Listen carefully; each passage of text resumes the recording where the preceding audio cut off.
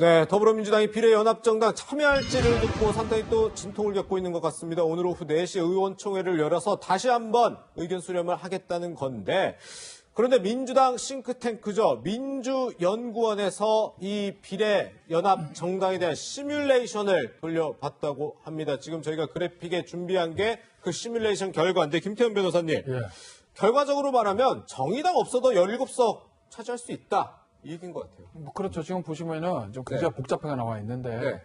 어쨌든 간에 맨 오른쪽이 연합정당 안 하는 경우예요. 네. 그러면은 미래한국당은 최소 25개를 가져간다. 네. 그죠? 그러면은 저게 이제 민주당 입장에서는 의석수로 보면 최악의 지단 이런 거죠. 그럴 수 있죠. 본인들은 많이 못 가져가고. 네.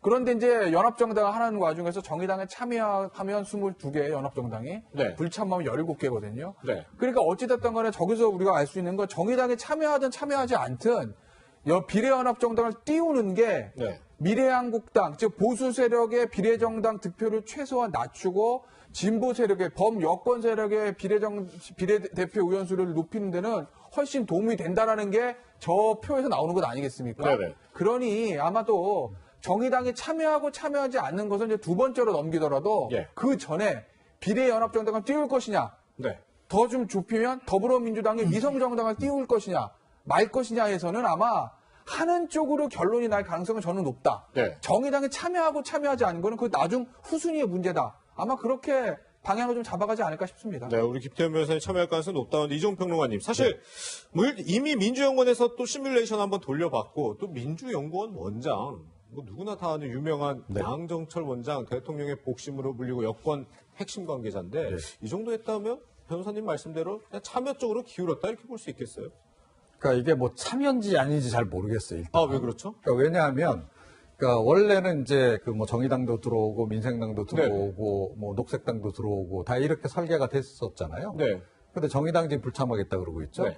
민생당 불참하겠다 그러고 있죠. 예. 녹색당도 불참하겠다라고 얘기를 하고 있어요. 네, 예.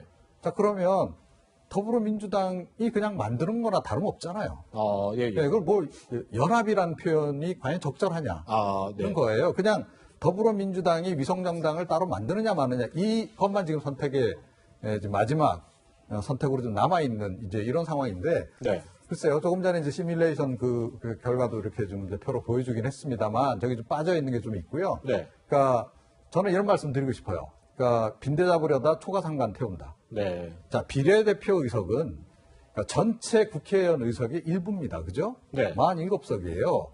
자, 메이저 게임, 그러니까 메이저 리그는 따로 있습니다. 지역구 선거. 거기서라도 한 석이라도 더 얻으려고 노력하는 것이 네. 이 비례 정당 만들어가지고 여기서 비례 의석, 여기서 뭐 5석, 10석 더 얻으려고 노력하는 것보다 훨씬 더 중요하고 그쪽에 더 노력을 해야 된다고 생각해요. 네. 이건 마이너리그예요. 어디까지나. 네, 네.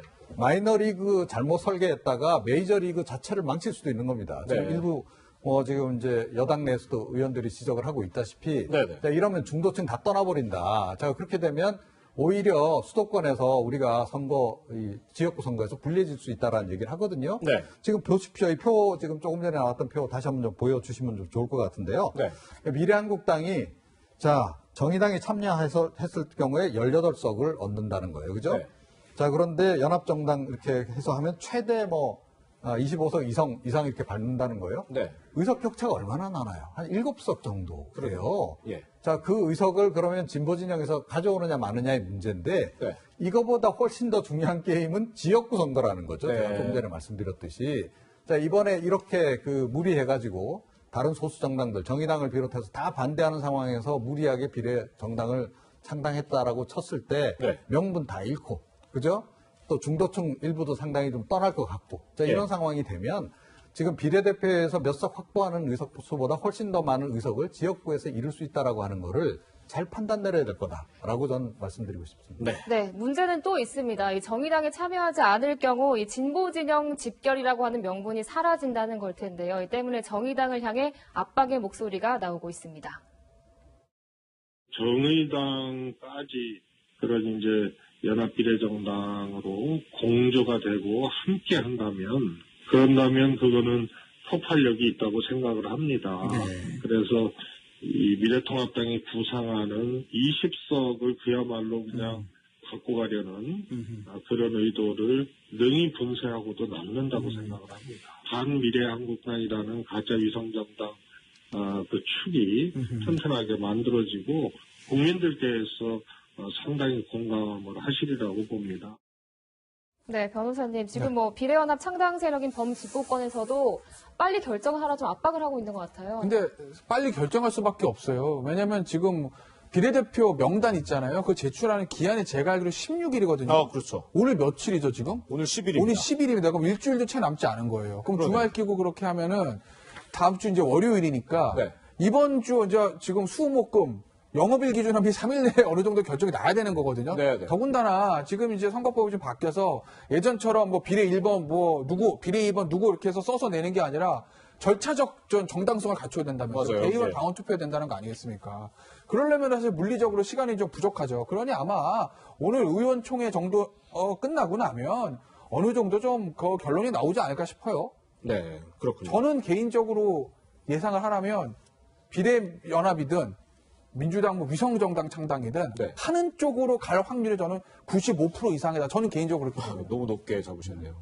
아니면 할 수 없죠. 예, 저는 예. 개인적으로 그렇게 본다. 그렇군요. 여러 가지 흐름들이 지금. 네, 사실 이런 지금 비례연합정당이다, 뭐 비례정당이다 이런 얘기가 나오는 게 선거법이 개정됐기 때문입니다. 저희 뭐 뉴스의 라이브에서도 많이 다뤘지만 선거법 이 4+1을 통해서 이 선거법이 개정이 됐었기 때문에 비례연합정당에 참여한다는 것 자체가 민주당으로서는 굉장히 부담스러울 수밖에 없을 텐데요. 그렇다면 민주당은 어떤 명분을 들고 나왔을까요? 민주당 대변인의 얘기 들어보시죠. 대기업이 골목상권 침투한 거랑 골목상권과 연대해서 조합을 만들려는 차이는 굉장히 크다고 생각합니다. 골목상권 침투는 미래한국당이 보여준 모습이라면 저희는 같이 조합을 만들어서 이 문제를 어떻게 극복해 볼 건지에 대한 제안에 대해서 우리가 어떻게 임할 것인가를 논의하고 있다고 합니다. 네, 뭐 대기업이 골목상권과 연대하는 거다 뭐 이런 얘기도 했는데 크게 보면 지금 민주당이 이 명분으로 내세우는 게 두 가지인 것 같아요. 한 가지는 이 연합정당을 만들면 뭐 민주당보다 더 작은 뭐 이른바 군소정당에게 앞순위를 주고 우리는 후순위 비례대표 공천을 하겠다. 그리고 또 하나 그 미래통합당이 얘기하는 대통령 탄핵 문제를 저지해야 되기 때문에 우리가 일석이 그러니까 일당이 되어야 된다. 두 가지 명분 같거든요. 그러니까 일당 자리를 잃기 싫은 게 가장 큰 거죠, 지금. 네. 네, 그렇게 보시면 돼요. 그러니까 예, 예.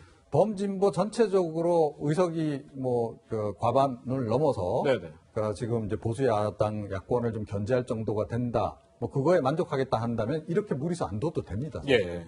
그런데 지금 이렇게 굳이 무리수를 두는 이유는 결국은 지금 현재 가지고 있는 의석 정도는 계속 유지하고 싶은 일당 자리를 유지하고 싶은 그 생각이 굉장히 강한 거예요. 일당 자리를 잃게 되면 상당히 정치적으로 많이 공격을 당할 거다. 이런 생각을 지금 이제 하는 거죠. 예. 지금 이제 뭐 탄핵 얘기도 나왔습니다만 지금 뭐 심재철 원내대표 같은 경우에 뭐 탄핵하겠다 뭐 이런 얘기를 계속 하고 하니까 네. 불안한 거 좀 이해는 합니다만 예. 그럼에도 불구하고 이런 식으로 좀 접근해서는 절대 안 된다라고 좀 보고요. 명분이 없어요. 기본적으로. 그러면 계속 그동안에도 뭐 나온 얘기가 뭐냐 하면 선거제 개편 그럼 뭐하러 했냐. 이제 이런 얘기 아니겠습니까? 네. 그러니까 선거제 개편 원래 취지는 사표도 줄이고 국민들의 대표성을 좀 강화를 해서 그야말로 국민의 대표가 일하는 그런 국회를 구현하겠다. 이거 아니었어요? 예, 예. 원래 중앙선관위가 그 권고한 것은 비례대표 100명입니다. 네. 그죠? 그거를 이제 뭐 논의하는 과정에서 정개특위에서 75명으로 줄였다가 네. 그것도 또 이 패스트트랙 막판 처리하는 과정에서 또 47명으로 그나마 줄였는데 네. 거기에 또 연동형 또 캡을 또 씌웠죠. 네. 그것도 모자라 가지고 지금 또 이제 비례정당 만들어 가지고 본인들 비례대표 의석 최대 좀 확보하겠다 이거예요. 네. 이거는 좀 이제 좀 약간 좀 비유를 하자면 네. 대기업이 지금 하청업체들 쪽에서 단가 좀 올려달라 그러니까 네 올려드리겠습니다. 올려놓고 본인들이 그냥 하청업체를 따로 만드는 거나 다름없어요. 네. 지금 다른 소수정당들 정의당을 비롯해서 다른 소수정당들이 왜 불참한다라고 생각했습니까? 네. 결국 그 하청업체에 당신네들도 들어와서 조금씩 뜯어가 이 얘기인데 네. 이렇게 되면 결국은 정의당도 더불어민주당 이중대 역할밖에 안 되는 거예요. 안 네. 그래도 지금 그런 비판 많이 받았는데 이제는 꼼짝없이 더불어민주당의 어떤 주도하에 네. 본인들이 의석까지도 좀 의존을 해야 되는 이런 상황으로 가기 때문에 지금 불참하려고 하는 겁니다. 예. 그런 거를 이렇게 말도 안 되는 논리로 자꾸 이렇게 경강부회하는 것은 문제다. 이건 그야말로 막논리다 이렇게 생각합니다. 그렇군요. 네, 야권 얘기도 좀 해봐야 할 것 같습니다. 변호사님, 네. 이 통합당의 이제 비례용 위성정당인 이제 미래한국당에 네. 지금 500명이 넘는 공천 신청자들이 몰렸다고 네. 하거든요. 아무래도 비례대표 의석수를 많이 차지할 거라고 봐서 그러는 걸까요? 그러니까 그렇게 보는 건데 이게 일반적인 상황은 아니에요. 네. 보세요. 500명이라고 하면요. 아마 서울 경기 지역의 전 지역구 예비 후보자 다 합쳐도 500명이 안 될걸요. 네. 그거보다 더 많은 수가 참여했다는 겁니다. 예. 예전과 다르면 좀 이례적인 거죠. 네. 그러니까 좀 뭐랄까 좀 좋은 쪽으로 해석을 하자면 어떤 건 있을 수 있냐면 예전 같은 경우에 뭐 비례대표 같은 경우 사실은 뭐 여당인 경우에 뭐 청와대 뭐 당대표 이렇게 해서 뭐 개파별로 몇 석씩 가지고 해서 사전 어느 정도 내락을 해가지고 신청하는 경우들이 많거든요. 네. 그러니까 당선권 20석, 30석이라고 하면 뭐 40, 50명 넘기는 거 많지가 않아요. 왜냐면 안 될 거 뻔히 한데 누가 넣겠어요. 네네. 그런데 지금 500명이나 넣었다는 얘기는 모르겠습니다. 저 한성교 당 대표도 나는 이거 공천에 관여하지 않겠어라고 얘기하고 네네. 공병호 공관위원장도 이건 우리는 원칙대로 할 거야. 뭐 네네. 미래통합당에서 공천 탈락한 사람들 뭐 영입인재 이런 거 우대 없어. 뭐 이런 얘기를 했거든요. 네. 그게 아마 지켜질 가능성도 있을 수도 있다. 네. 그러니 아마 여러 사람들이 사전 내락이나 이런 거 없이 그냥 신청하는 거 아니겠나. 뭐 이렇게 좀 긍정적으로 보일 여지도 있는 거고 네. 부정적으로 보일 여지는 뭐냐면 이 사실은 비례대표라는 거는요. 어떻게 보면 소수자라든지 전문가 배려를 하는 겁니다. 왜냐하면 네. 정치에 전혀 해보지 않은 사람을 지역구 나가서 야 다시 나가서 당선돼서 살아 돌아와 이거 어렵거든요. 예. 당에서 필요한 인재를 정치권에서 필요한 인재를 지역구 내보내기 좀 힘드니까 이 비례대표를 통해서 발탁하는 그런 것들이 있는데 네. 500명이나 되는 사람들이 신청했다라는 건 오히려 어떤 면에서 보면 그렇게 비례대표를 정말 가야 되는 전문가나 사회적 약자 소수자가 아니라 오히려 그냥 정치권 주변에 있던 사람들이 갈 가능성도 있어서 예. 부정적인 측면도 좀 있죠. 근데 그 부정적인 측면으로 봤을 때 네. 지금 가장 논란이 될 수 있는 인물이 바로 네. 유영아 변호사일 것 같거든요. 박근혜 전 대통령 최측근이죠. 어려운 이 사람 거- 공천 여부일 것 같아요. 어렵고도 날카로운 질문을 하셔서 저를. 예. 참 이게 지금 뜨거운 감자일 거예요. 예. 유영아 변호사를 완전히 내치기도 조금 부담스러울 거고 예. 그렇다고 해서 비례대표 상위수 2번, 4번, 6번 여기 배치하는 것도 부담스러울 거거든요. 예. 그렇다고 보면 제 개인적인 의견입니다. 네. 아마 유영아 변호사를 비례대표 후순위 예. 20번대 초중반 정도로 배치하지 않을까? 네. 저는 아마 개인적으로 그렇게 봐요. 그렇군요. 네, 이 민주당의 비례연합 합류 움직임과 한국당의 비례대표 공천 소식까지 다뤄봤습니다. 두 분간 여기서 인사드리겠습니다. 고맙습니다. 감사합니다.